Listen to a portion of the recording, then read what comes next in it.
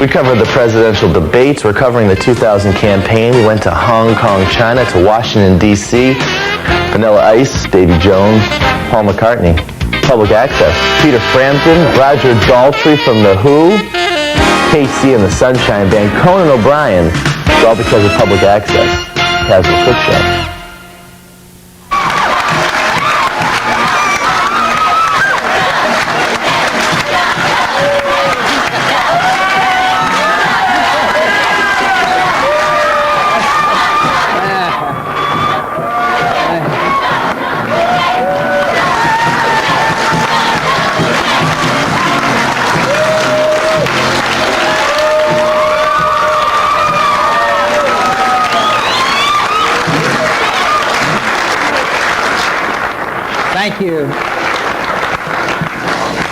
Thank you very much. I do not announce my candidacy to satisfy my personal ambitions. My life has already been blessed more than I deserve. I don't begin this mission with any sense of entitlement. America doesn't owe me anything. I am the son and grandsons of Navy admirals, and I was born into America's service. It wasn't until I was deprived of her company that I fell in love with America. And it has been my honor to serve her and her great cause, freedom. I have never lived a day since that I wasn't more than thankful for the privilege. It is because I owe America more than she has ever owed me that I am a candidate for President of the United States.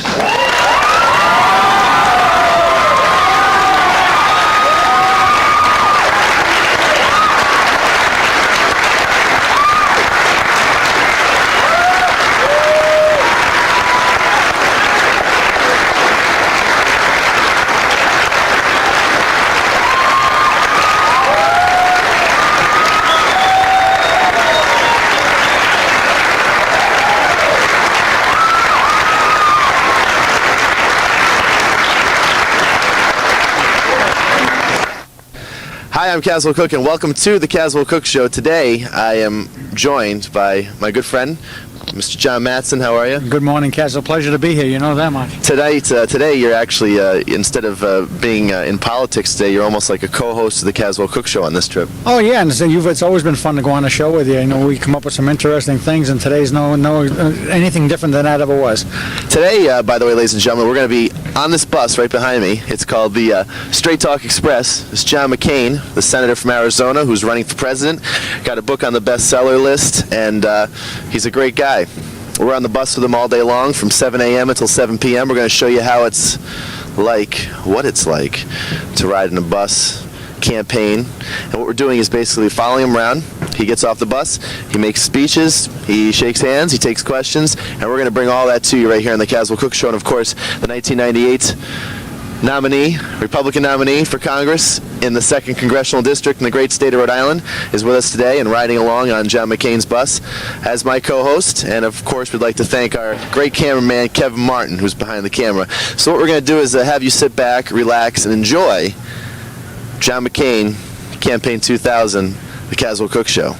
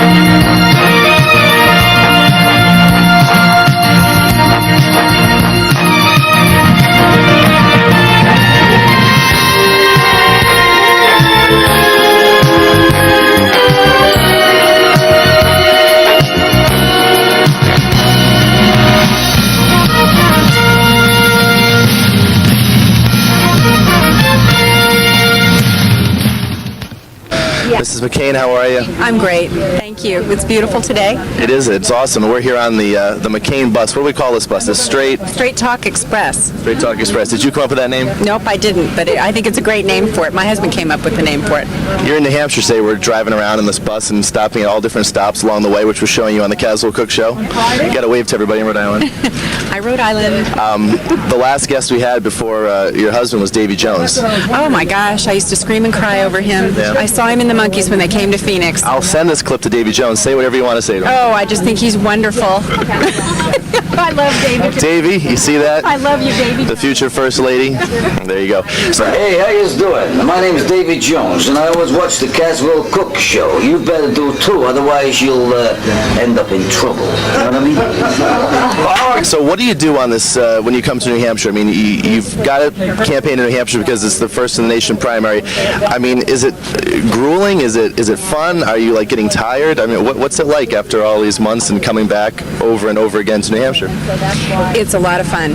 Our campaign has always been a lot of fun because we've taken the approach that most importantly we're going to enjoy what we do. If you don't enjoy it, then you don't do a good job. And we love what we do, and the state of New Hampshire is a beautiful place, so we're having a great time. Last night was the debates, and George Bush didn't come. To his advantage, or does it work against him? Well, what we've discovered is that the people of New Hampshire want to see and talk and ask questions of the candidates. And I know in my husband's case, he's done some 40 or 50 town hall meetings. It's obviously been very effective for him because people have been able to ask him specific questions, get to know him, get to know where he stands and what kind of person he is. And that way they can make a very informed decision. When he said to you one day, I want to run for president, what went through your head the first time he said that? Disbelief. But it's for John and I, it was a decision that we made together with our family. I believe with all the toll that it will take on a personal life, which it does, anybody who's been involved in a campaign knows that John is the right person for this. He's good at what he does. This is the right time for him, and I believe that the country will benefit a great deal by electing him. Going through the years, you've always lived in Arizona? Are you from Arizona? I'm born and raised in Arizona, yes. So it must be a little cool up here for you. A little bit. You know, it drops below 75 in Arizona, and I need a parka, so this is very cool for me. Well, you're doing well. Thank you very much. Well, what should the people know from I am the wife of this person that's running for president, so obviously you have a different viewpoint. What should people know about him that they can't see on TV, on CNN? What is he like personally? Oh, personally, he has a great sense of humor. In fact, he has a very funny sense of humor. It's wonderful. He's a wonderful father. We have 4 small children at home, and he is a very hands-on father. Even Do they like the fact that he's running for president? Well, you know, they've never lived in Washington, and we've always kept them kind of shielded from all of this. But they're now all involved in the process to a small extent, and they like it. I mean, they're intrigued by it. But we keep them sheltered from a lot of what goes on. Well, thanks for being on the Caswell Cooke Show. We hope that, not that we're going to press here, but we hope that you guys come to Rhode Island sometime. Thank you. During the course of the campaign. We're a tiny little state, but, some very people. important. It's a moral victory, Absolutely. We'll be there. Thank you very much. Beautiful. I was trying to give concrete examples of the situation. Second of all, during the Cold War, I have to tell you, and I know that you would disagree with this, but during the Cold War, the primary goal was to defeat communism and to defeat what we clearly know was a calculated effort on the part of the Soviet Union to overthrow the United States of America. That forced us into some very unpleasant and unsavory alliances. I don't admire them and I don't respect them, but I also understand why those decisions were made at the time, because there are times when realpolitik will dominate. This is the most difficult balance to maintain, as I tried to articulate. And I firmly reject your notion that this country of ours has not been the noblest in history.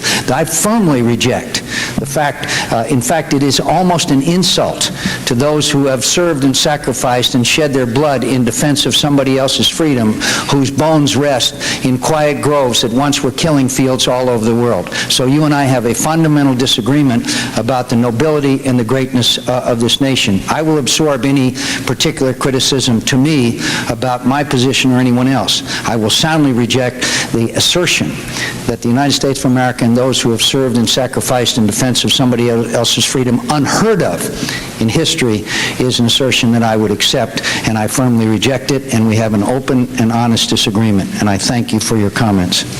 I run because I believe deeply in the greatness of America's destiny and in the goodness of our cause. We are a lantern of freedom and opportunity to the world, the bright beacon of hope that our fathers died to bequeath us, and our children will be asked to defend. Unless we restore the people's sovereignty over government, renew their pride in public service, reform our public institutions to meet the demands of a new day, and reinvigorate our sense of national purpose, we will deny our destiny. We will abandon the cause our founding fathers called glorious. The first responsibility of the next president will be to keep our country safe so that we might secure for ourselves and humanity a future worthy of our highest aspirations. That obligation requires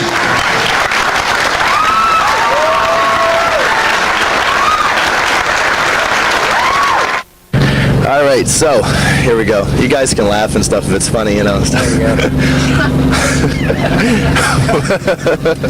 Welcome to the Caswell Cooke Show. My name's Caswell Cooke, and we're here on the campaign bus with Senator John McCain from Arizona. And you're running for president. You're out and about the great state of New Hampshire. Why do you want to be president of the United States? First of all, I think that New Hampshire is the key and vital state, and the only way that I can get over the top in Rhode Island is to be on the Caswell Cooke Show. Well, you know, because an opinion maker such as you, Caswell, will certainly put me over the top. We won't have to do any further campaigning. This show will have to be run daily and watched by every voting age adult in the state of Rhode Island, right? Okay. We can do that. So why do you want to be president of the United States? I want to inspire Americans to commit themselves to causes greater than their self-interest, and I want to reform government. And I believe my experience and my credentials and my vision will qualify me to do that. You want campaign finance reform. You hear every day in the news that people saying, I want reform, but it doesn't get passed. How come? Well, the present system keeps incumbents in office, and so it's awfully hard to get incumbents to vote that way. But my campaign experience indicates to me that there are many, many Americans and Republicans who view this as a very important issue, and I'm very pleased with the support and enthusiasm there is amongst average Republicans.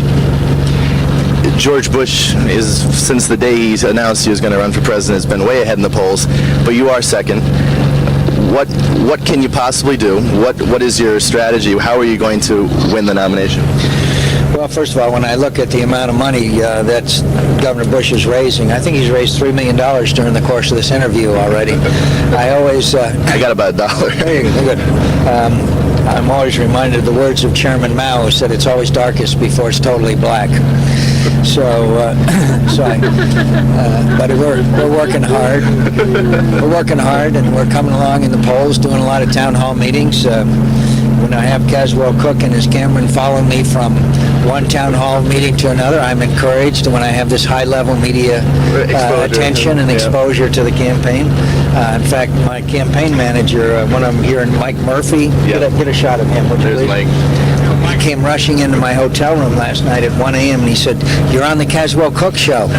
And I said, "You're kidding." He said, "No." And so I said, he's more enthusiastic than I have ever seen him since he knew we were going to be on this program. So I think we pretty well don't have to do much more campaigning now. See, he's trying to drive this thing about not campaigning Rhode Island home.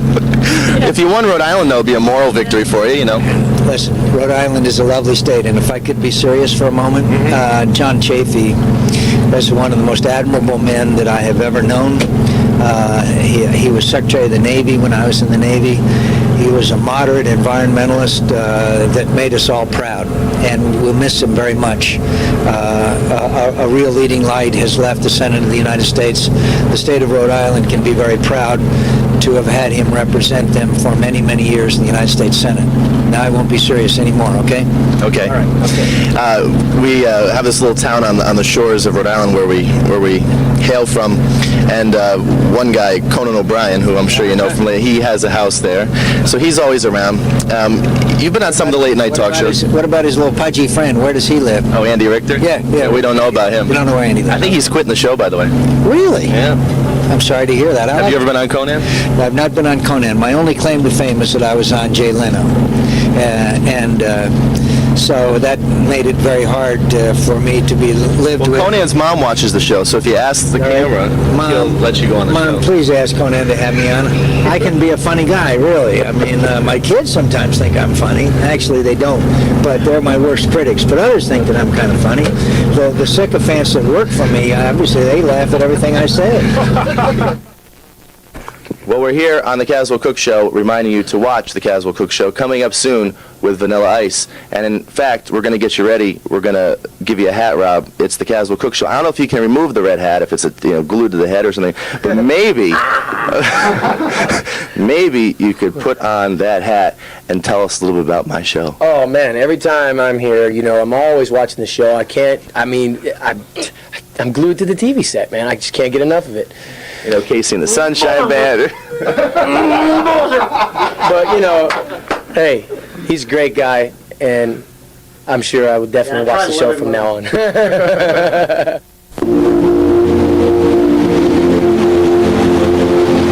It was called the greatest generation any society has ever produced. They were ordinary people who half a century ago did nothing less than help save the world.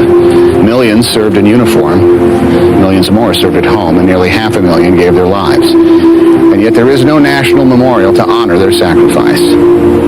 It is time to say thank you. Call now and help build the National World War II Memorial.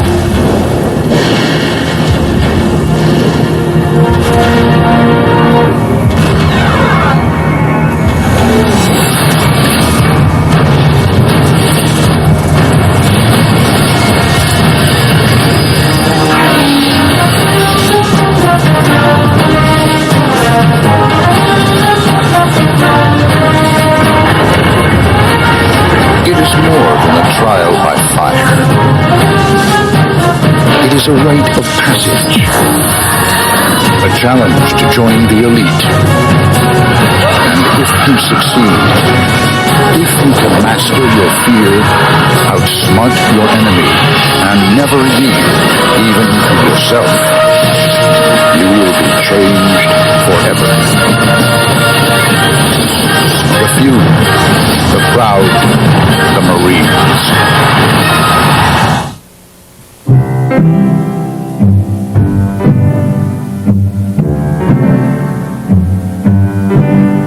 So what do you think? You hungry? Yeah. To be a mentor, you don't have to have all the answers. You just have to be yourself. Do good. Call 1-877-BE-A-MENTOR. Yeah, I'm here with Bob Denver, and he has a little something to say. Watch the Caswell Cooke Show every time you get a chance. Well, hey. Especially on the island, I never miss it.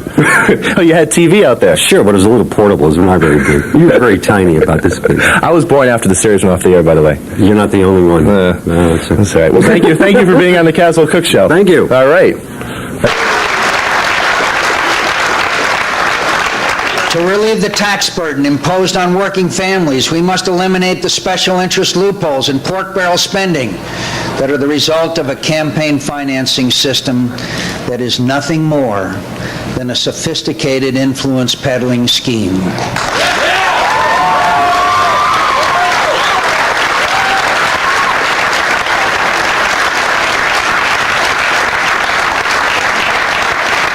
And once we win our government back, there is no limit to what we can accomplish. If elected president, I will not allow your Social Security money to be used for any purpose except Social Security. No ifs, ands, or excuses.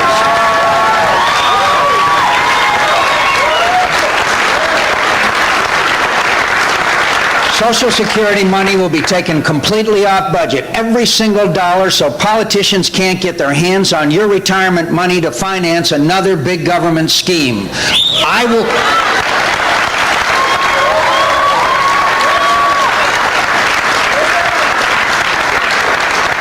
I will keep the promise that Bill Clinton broke. I'll reserve more than 60% of the surplus to save Social Security. I'll do it in the first year of my presidency. It won't be easy, but being president isn't supposed to be easy. My commitment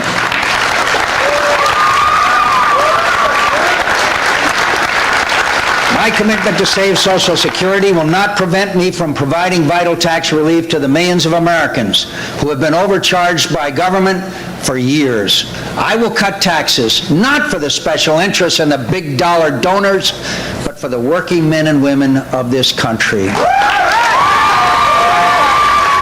John McCain was a young Navy pilot who volunteered for duty in Vietnam and was shot down over Hanoi. He was dragged off by an angry mob. When found to be the son and grandson of Navy admirals, he was offered early release, but he refused and ended up spending 5.5 years in prison in Vietnam. He returned home and continued in the military, soon becoming a congressman and then a U.S. senator, now running for president. Welcome to the Caswell Cooke Show. We just came up front after John McCain kicked off his 2000 presidential bid. As you can see, the press right behind me trying to get right in and get those shots. Senator McCain is meeting and greeting. Check it out. It's a great scene.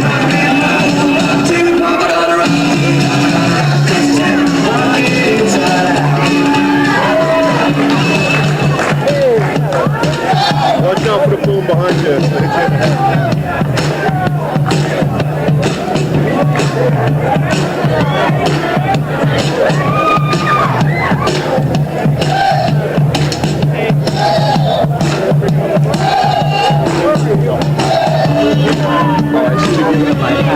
Right now. What's up with the thing? All right.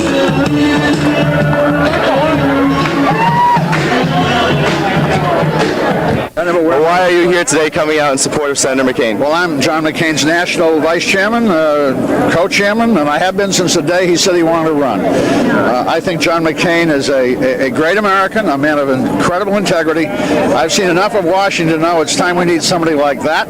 I thought the speech today was just remarkable. It laid out what John thinks. This crowd was terrific, and I think we have a great chance of doing well here in New Hampshire. What did you think of the amount of media and the turnout here today?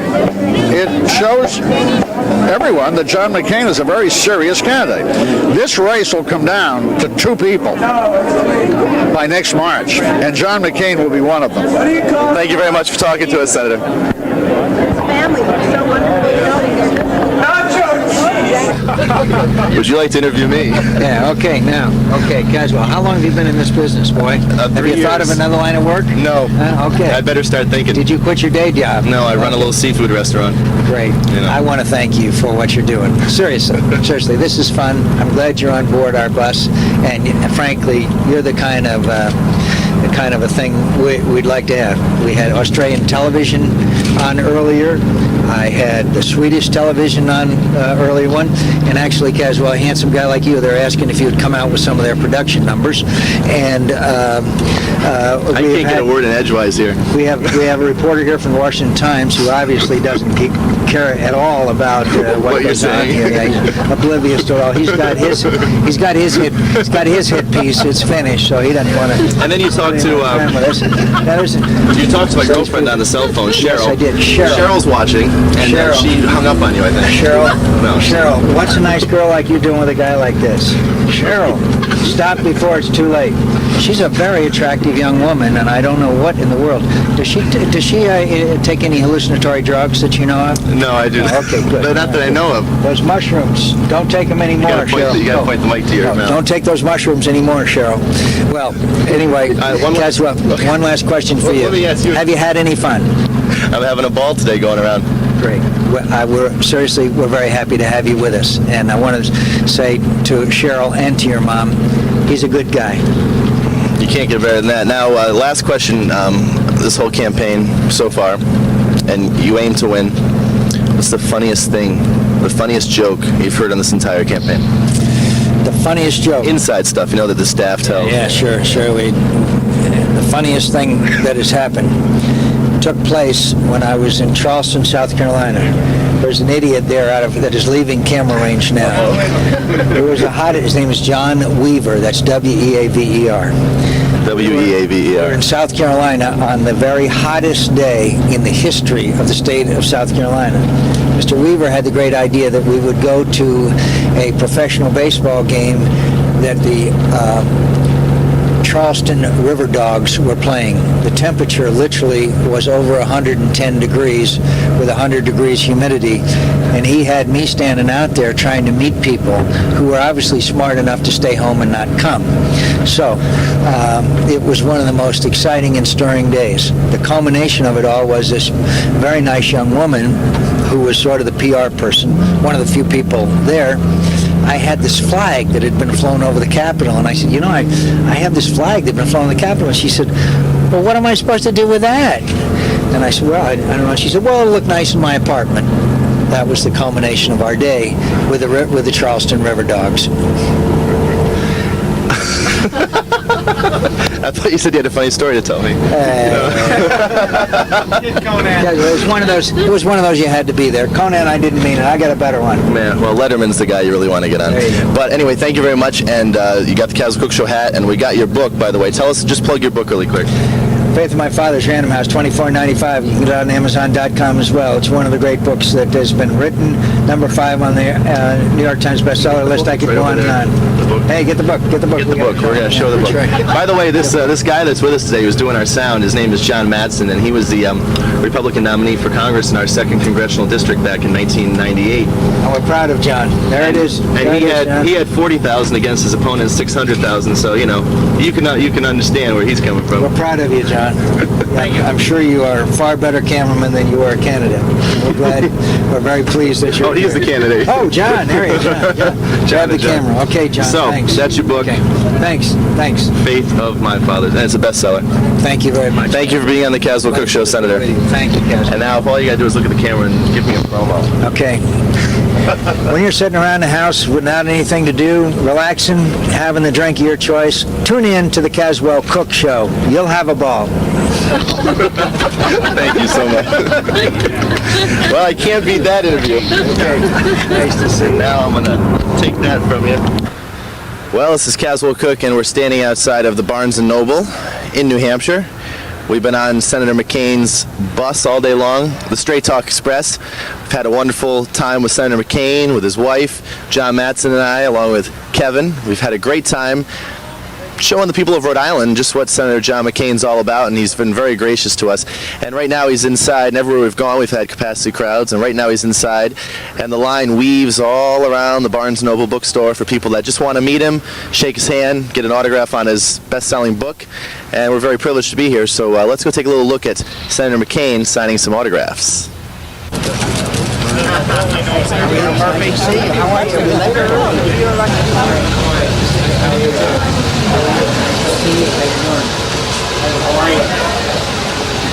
Well, now we're inside the Barnes & Noble bookstore. Shh, you gotta be very quiet. Right here is the line. It's weaving in and out. Like John McCain? Sure, I like John McCain. Why?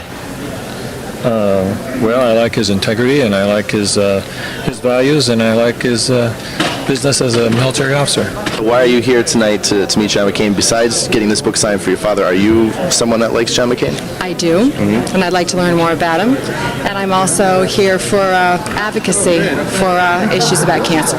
Great. And so, are you going to read the book? Yes, I am. You're going to scan through it, or are you going to read it? I'm going to read it. From cover to cover? I'll read it before I give it to my father-in-law.